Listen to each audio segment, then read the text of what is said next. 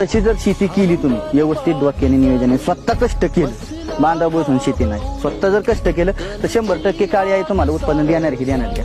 तुम्ही जर तिकूनच नुसतं सांगून गेला गाड्याला धर पाणी, गडी जर बसला लिंबाखाली मोबाईल बघत पाणी गेले एकाच सरीने आणि ह्या 4 साऱ्या कोरड्या, कशी शेती परवडेल? तसं नाही, तुम्ही स्वतः थांबून करून घ्या, व्यवस्थित करून घ्या, स्वतः करा तर शेती परवडणार आणि परवडते बी. उत्पादन जर काढलं उत्पादन तर 100% शेतीत बी मी म्हणतो बाकीच्या धंद्यात 4 राहत्यात, शेतीत 2 राहत्यात 3 राहत्यात उदाहरणार्थ, पण पैसे राहतात. आता कष्ट आदाबल्यावर घाम गाळल्यावर पैसे मिळणार आहे, कष्टाला फळ आहेत ना, असं काय करा बोंबलत हिंडून काय मिळणार आहे का?